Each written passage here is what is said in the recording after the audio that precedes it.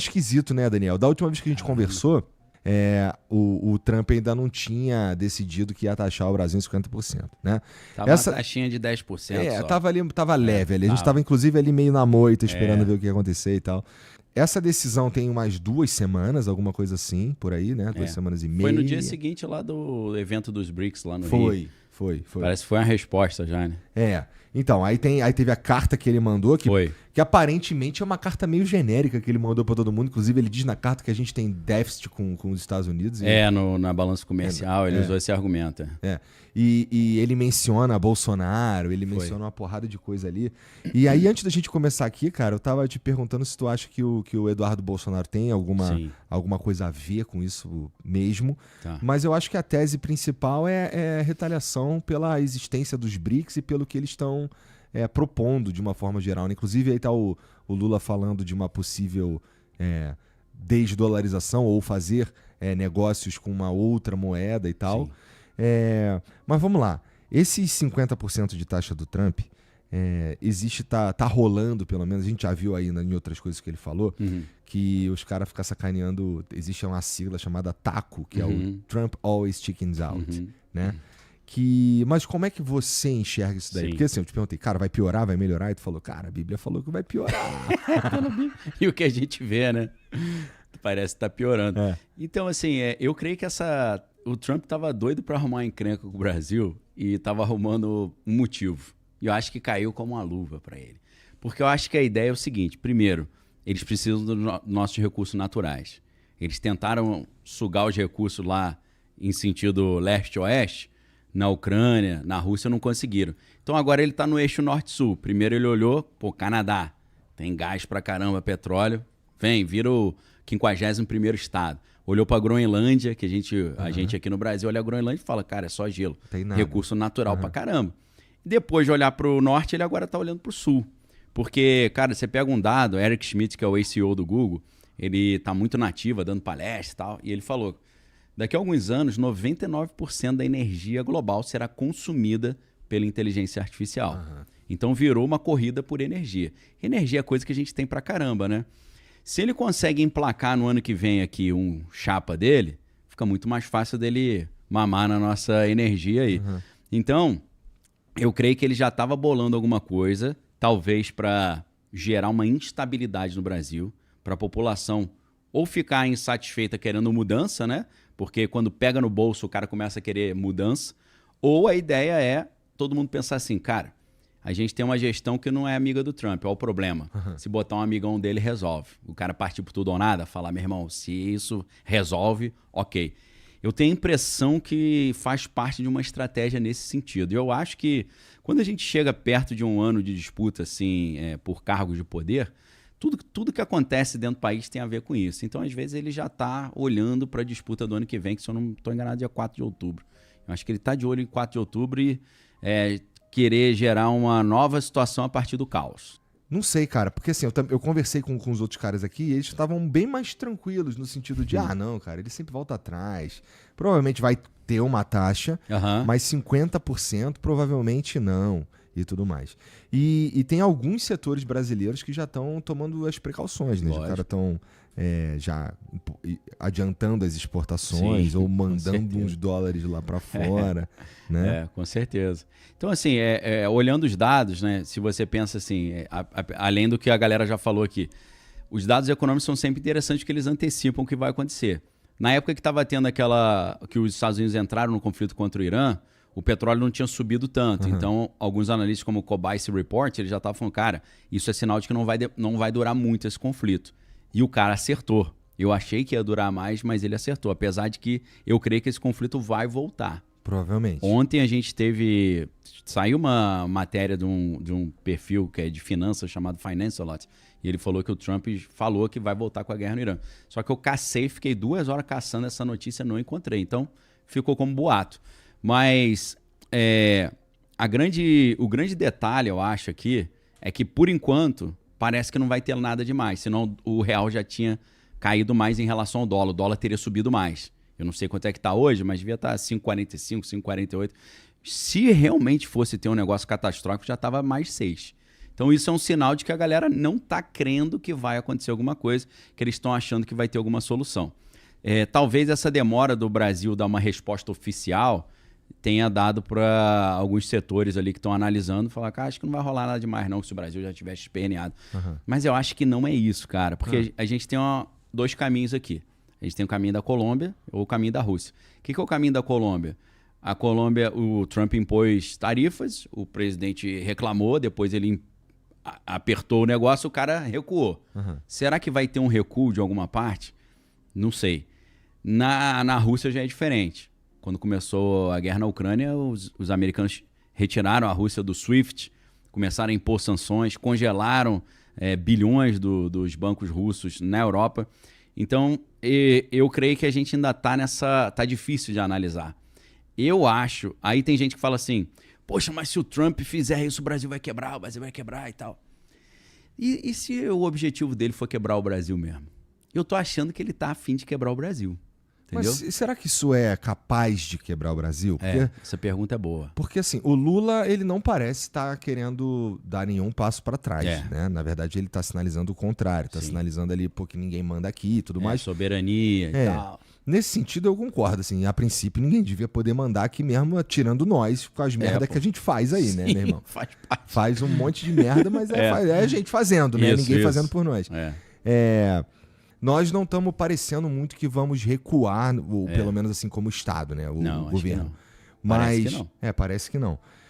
E assim, essas taxações ao Brasil, tirando... a gente está falando majoritariamente de commodity. Sim. Né? Tirando, sei lá, Embraer, que tinha uns acordos para vender uns aviões para lá. Pega pesado para eles. Mas a gente provavelmente encontrará novos mercados, assim. A gente vai, claro. A gente pode, se essa taxa se realizar, a gente pode ter ali um momento de uma galera ir para o espaço mesmo, assim, pode ter uma galera que vai quebrar, né, provavelmente. Primeiro impacto, né? Mas em algum momento a gente se reorganiza. Sim. Né? Tem uma saída aí. Quebrar o Brasil... Tem uma saída. Eu não sei se ele consegue. É mais difícil. Mas, por exemplo, o cenário do Brasil quebrar, a gente tem, por exemplo, 3 cenários. Tem um cenário de risco mínimo do Brasil quebrar, um cenário de risco moderado e um cenário preocupante. No cenário preocupante, o Brasil os americanos iam insistir nessas taxas, o Brasil ia deixar de exportar para os Estados Unidos e ia exportar para os seus amigos dos BRICS, principalmente a China. E se, porventura, num pior cenário total, o Brasil for retirado do SWIFT, que é o sistema de pagamento internacional, e o Brasil tiver com dificuldade de contrair empréstimo internacional, ficar isolado, caso a OTAN e a Europa, a União Europeia, também imponham tarifas sobre o Brasil, o que não está descartado. O Mark Rutte, que é o secretário-geral da OTAN, ele falou isso na mesma época que o Trump falou. Porque o que o Trump falou um tempo atrás, antes de chegar a essa ideia da tarifa? Ele falou, olha, os 3 vilões que estão patrocinando a Rússia na guerra na Ucrânia são China, Índia e Brasil. Eu falei, pô, mas por quê? Que eu tô fazendo? Ele falou, são os 3 que compram petróleo e diesel russo. Mas a Europa também compra com certeza. O problema é que o Brasil, cara, depois de 2022, quando começou a guerra na Ucrânia, ele se tornou o maior consumidor de diesel da Rússia. Então os caras estão olhando quem mais compra. A gente é um dos que mais compra.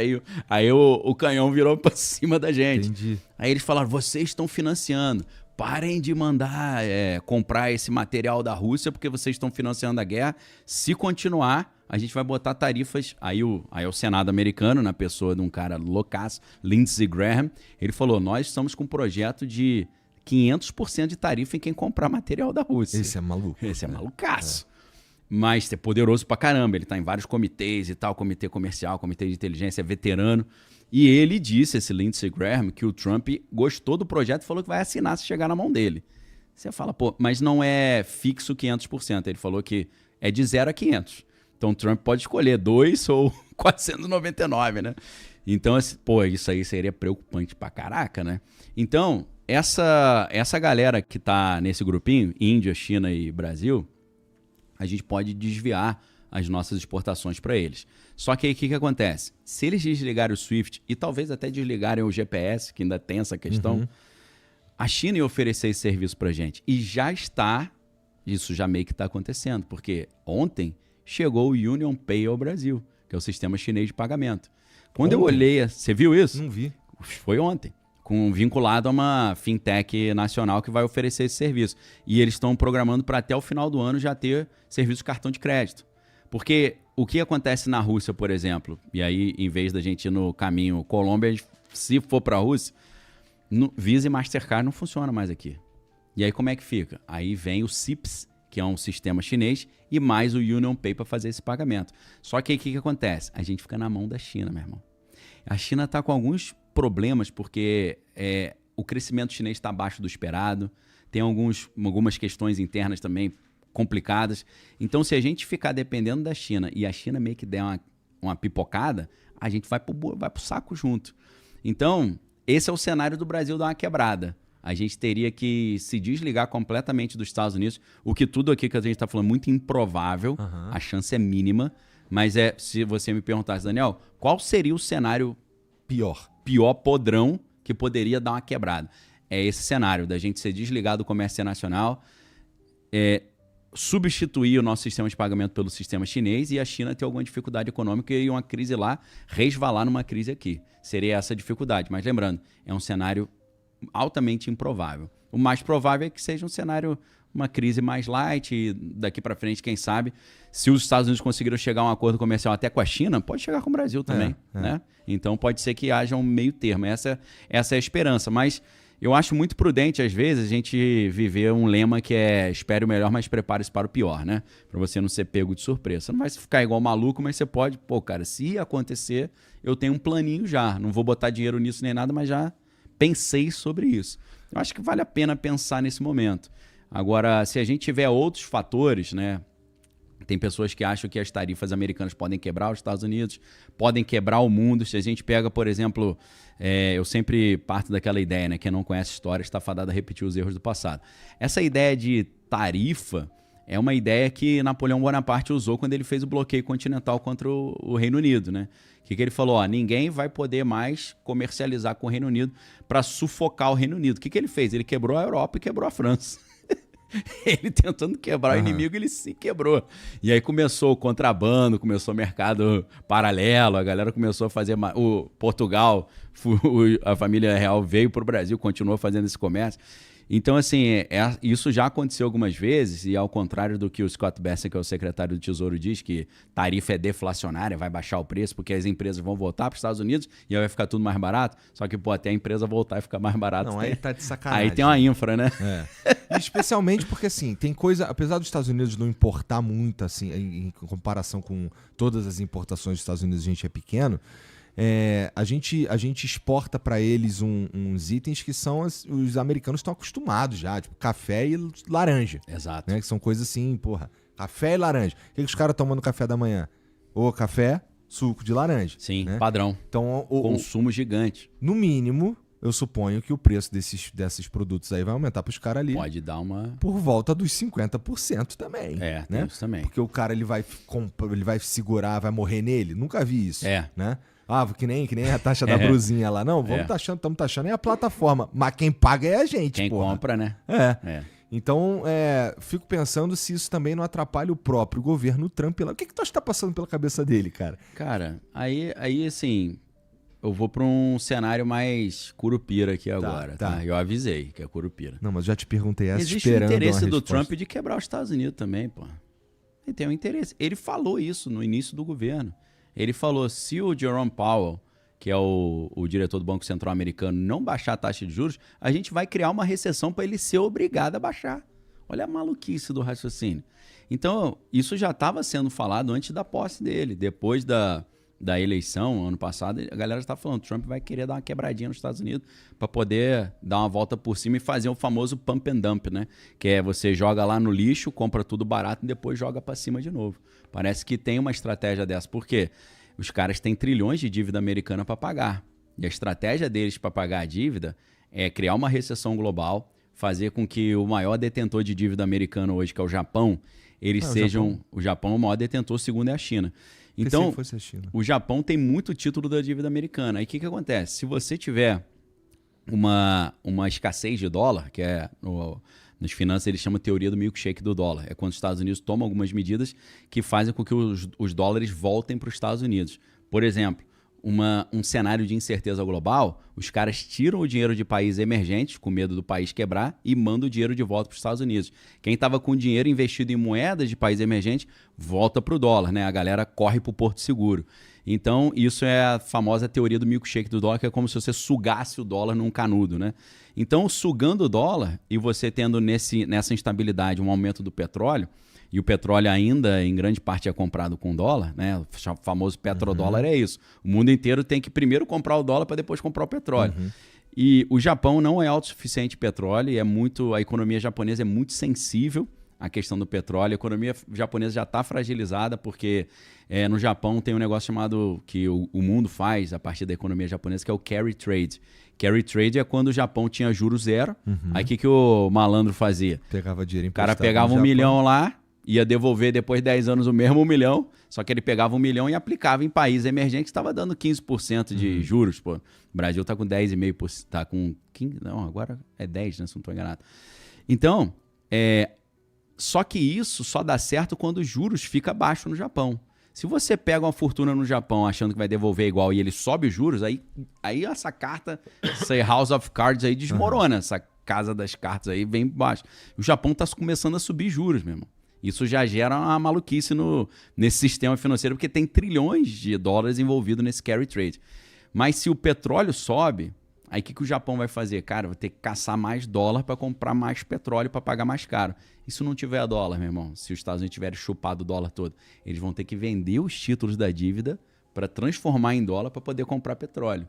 Então, é uma estratégia maquiavélica de quebrar o mundo, mas fazer com que os Estados Unidos consigam reaver ou retomar o controle sobre a sua própria dívida. E aí, depois disso tudo numa crise, sempre quando no movimento do mercado tem uma crise, baixa a taxa de juros para aquecer a economia. Então teria um contexto favorável para baixar os juros, a dívida americana ia ficar muito mais barata, eles iam pagar mais barato e assumir o controle da sua própria dívida. Então quebrar propositalmente o mundo é uma coisa insana, mas isso tem sido falado ipsis literis pelo Trump desde o início do governo. É porque não circula muito esse tipo de ideia, porque é contraintuitivo. Você fala, não, ele quer que os Estados Unidos seja próspero, não ele quebre. Mas tem um interesse de dar uma quebrada para, no final das contas, o mundo quebra, o dólar vai lá em cima, o dólar fica super valorizado, eles imprimem uma tonelada de dinheiro de novo para pagar a dívida, e aí conseguem pagar a dívida enquanto o mundo passa o sufoco e os Estados Unidos se recuperam mais rápido e vão virar os donos do planeta Terra, continuando nessa ideia dos Estados Unidos ser uma potência unipolar global. E nessa ideia também, por isso que ele gosta ou não gosta muito da ideia quando a gente começa a falar em fazer trocas usando outras moedas, né? Nunca nenhum presidente gostou e várias guerras começaram por causa disso. Isso se você quer arrumar encrenca com os Estados Unidos, fala que tu não vai usar mais o dólar, meu irmão. E é o que está sendo falado, né? Os BRICS, a proposta é isso, né? BRICS é o grupo dos países emergentes que não quer um mundo unipolar comandado única e exclusivamente pelos Estados Unidos, eles querem um mundo multipolar com várias zonas ali, né, de potências regionais governando simultaneamente.